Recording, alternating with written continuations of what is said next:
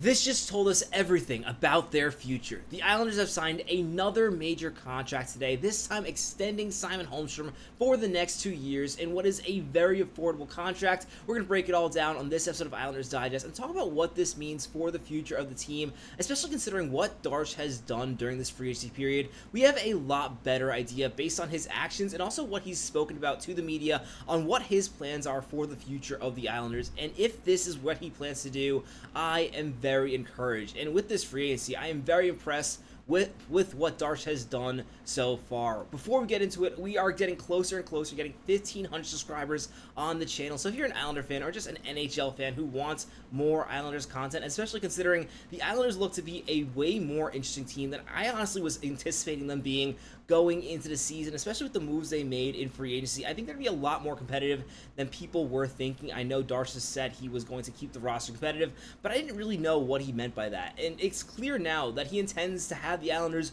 win as many games as they possibly can without risking the long-term future and trading long-term assets. I am really encouraged by what he has done, and most recently, what has really impressed me is this contract extension for Simon Holmstrom. Now, compared to other contracts that are signed today by Darsh, I don't quite think this one was a steal in the sense where I think this is really fair value for the player and the team based on what Simon Holmstrom has done for the Islanders. And I definitely think this is a contract that can look really good next season, as I think Holmstrom can take another huge step, as Darsh has kind of hinted that this is a player who is trending towards the direction of being a top 6 winger.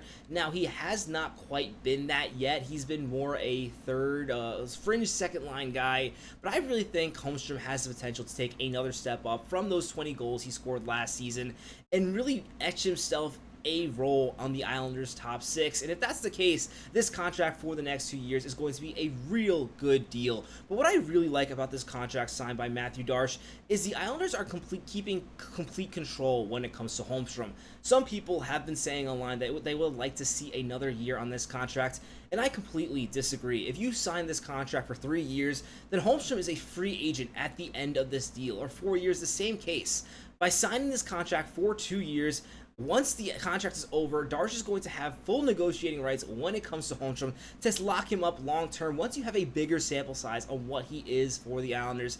Now, that might end up being more expensive, especially if he has a really strong next 2 years, as I anticipate him having. But I love that Darsh is really taking no risk. You see a lot of teams these days locking up players after they have one good season. For Holmstrom, I felt like that didn't really make sense, even though he's really grown as the season has gone on for the past 2 seasons. I think it made sense to take it slow with this player, and I think this is a perfect contract for the Islanders. And it also really shows what Darsh's plan is, which is not really locking himself up long term, as we're going to get into in a little bit. But first, I really want to talk about Simon Holmstrom and why he's been so good for the Islanders. I think Holmstrom was honestly one of the quietest 20-goal scorers in the entire NHL last season.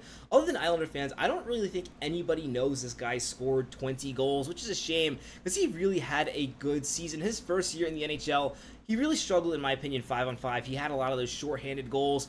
Last year, it felt like he was really starting to find his game. I was really impressed with how he looked as soon as he came into training camp. Honestly, he was a player looking at the roster that I wasn't sure if he was going to make the team going into last season. And then the first practice, you knew that Holmstrom was not only going to make the Islanders, but he was going to have a bigger role in the top 9. And he really performed well. At times, he was a bit quiet on the Islanders, but who wasn't quiet? In total, he put up 45 points, only having 5 penalty minutes, and also being a +5. I don't think plus minus is the most important stat in the NHL, but I think it's very notable, especially considering how rough the Islanders were when it comes to their overall goal ratings and their players plus minuses. As Holmstrom was a +5, showing that he really has an all-round responsibility to his game. And at such a young age, at 24 years old, that is definitely something that impresses me when it comes to Holmstrom. Again, Holmstrom was a 23rd overall pick for the Islanders, and at this point, that is looking like a really good pick. I know there are some other players available at that range, but I really like what Holmstrom has become for the Islanders, and I really think there is another level to this game. His game, we saw 2 years ago, he put up 25 points last year, 45.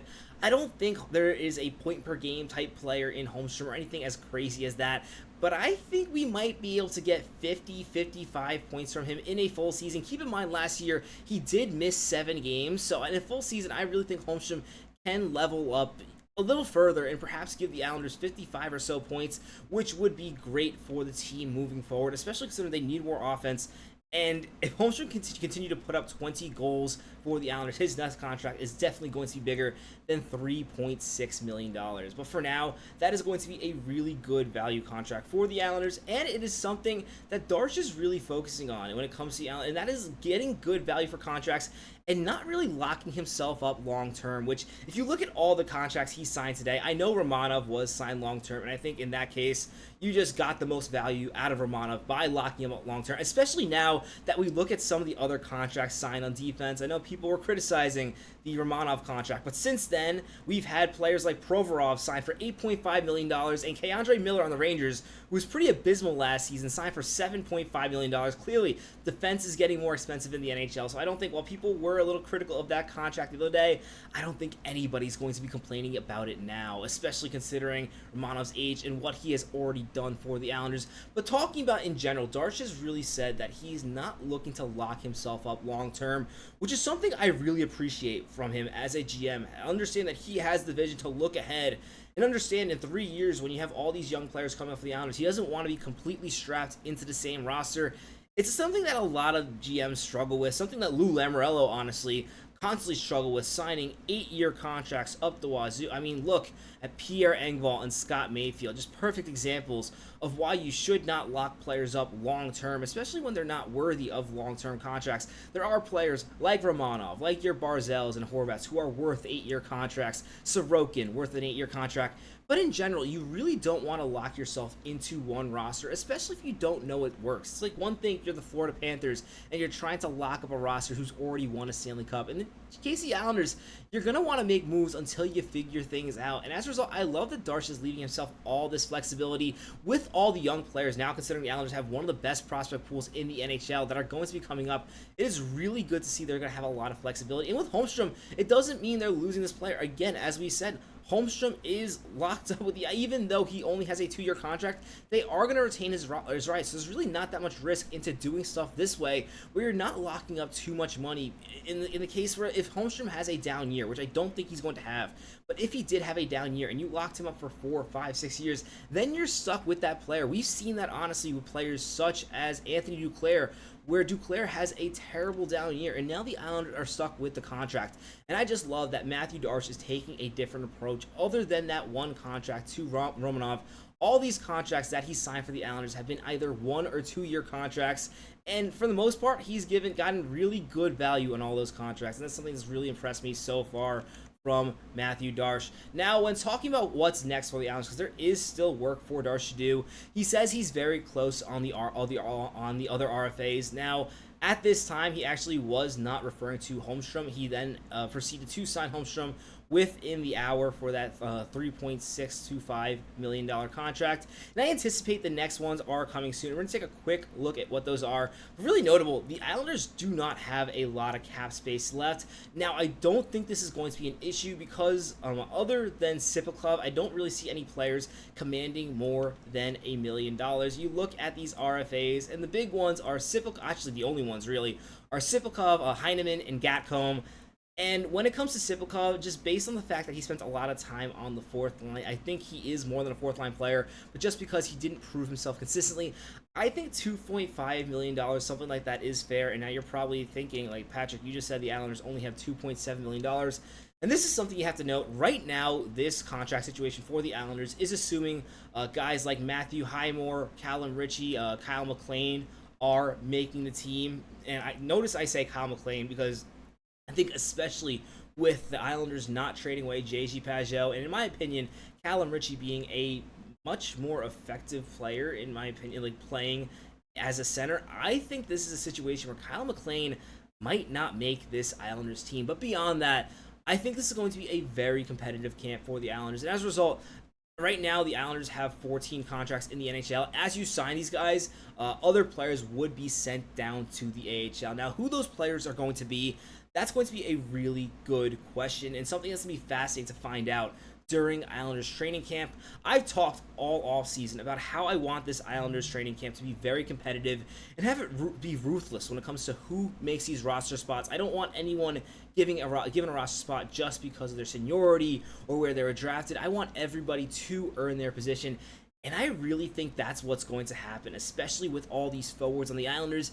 And I would not be surprised if players like Kyle McLean or even guys like Pierre Engvall or maybe even Anthony Duclair do not make this team out of training camp and get sent down to the AHL, because as you know, if a player is sent down, then up to $1 million of that contract can be buried into the AHL. So that's where the additional money to sign these players is going to come from. Let me know in the comments what you think of this contract for Simon Holmstrom. I personally think it is really good value. And let me know what you think about all these moves Darsh has made so far and what this roster is going to look like on opening night. Personally, I am really excited to see what the Islanders end up looking like, and I am so excited to see who ends up actually making this team, because I think there's a lot more questions in a good way going into this offseason, where on previous years we were kind of trying to hope who would be in the roster. This year, it really looks like there's going to be a solid competition, and I cannot wait for that. As always, if you haven't already, be sure to subscribe to the channel. My name is Patrick Nilan. Catch you on the next episode of Islanders Digest. Let's go, Islanders!